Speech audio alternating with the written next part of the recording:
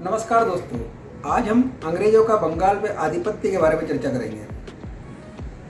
1740 में अलीवर्दी खान ने बंगाल के नवाब शुजाउद्दीन के पुत्र सरफराज को परास्त कर बंगाल की बागडोर अपने हाथ में से ले ली। इसके साथ ही उसने बंगाल, बिहार और उड़ीसा की सम्मिलित शासक बन गया। अलीवर्दी खान की मृत्यु के पश्चात उसका पुत्र सिराजुद्दौला शासक बना, लेकिन पूर्णिया का नवाब शौकत जंग, जो कि सिराज का मौसी का लड़का था, और घसीटी बेगम, जो कि सिराजुद्दौला की मौसी थी, उसके प्रबल विरोधी थे। अंग्रेजों ने नवाब शौकत जंग और घसीटी बेगम का साथ दिया। अंग्रेजों के इस रुख से रुष्ट होकर के सिराजुद्दौला ने 15 जून 1756 को फोर्ट विलियम का घेराव किया और अंग्रेजों को समर्पण करने के लिए मजबूर कर दिया। इसके पश्चात उसने कोलकाता मानिकचंद को दिया और स्वयं मुर्शिदाबाद आ गया। 20 जून 1756 को कालकोठरी कांड हुआ। कहते हैं कि इसमें एक छोटी सी कोठरी में लगभग 1500 अंग्रेजों को पैक कर दिया, और जब उसको खोला 2-3 बार तो उसमें से 23 अंग्रेज जिंदा निकले, बाकी सभी मर गए थे। और इसी से प्लासी के युद्ध की नींव डली। 23 जून 1757 को नवाब एवं अंग्रेजों की सेना के बीच मध्य प्लासी का युद्ध हुआ। सिराजुद्दौला की सेना में जहां मोहनलाल एवं मीर मदान जैसे वफादार थे, वहीं मीर जाफर जैसा गद्दार भी था। मीर जाफर की गद्दारी की वजह से सिराजुद्दौला की हार हुई और क्लाइव की विजय हुई।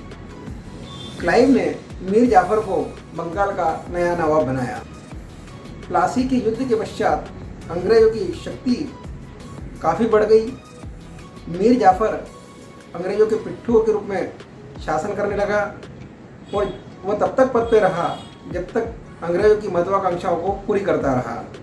सन 1760 में अंग्रेजों ने मीर जाफर को हटा करके मीर कासिम को नवाब बना दिया। बंगाल के नवाब मीर जाफर को क्लाइव का गीदड़ भी कहते हैं। बंगाल के नवाब मीर कासिम ने अपनी राजधानी मुर्शिदाबाद से मुंगेर स्थानांतरित की। सन 1758 को क्लाइव को बंगाल का गवर्नर नियुक्त किया गया। 22 अक्टूबर 1764 को बक्सर का युद्ध हुआ। इसमें जहां एक और मुगल सम्राट शाह आलम द्वितीय, बंगाल का नवाब मीर कासिम और अवध का नवाब शुजाउद्दौला नेतृत्व कर रहे थे, वहीं अंग्रेजी सेना का नेतृत्व उनका मुख्य सेनापति मुनरो कर रहा था। इस युद्ध में अंग्रेजी सेना विजय हुई। निसंदेह इस युद्ध ने भारतीय हथेली पर दास्तां अंकित कर दी, जो 1947 में देश के आज़ाद होने के पश्चात ही मिट पाई। तत्पश्चात अंग्रेजों ने मीर कासिम को पद पे से हटा करके एक बार फिर से मीर जाफर को बंगाल का नवाब बना दिया।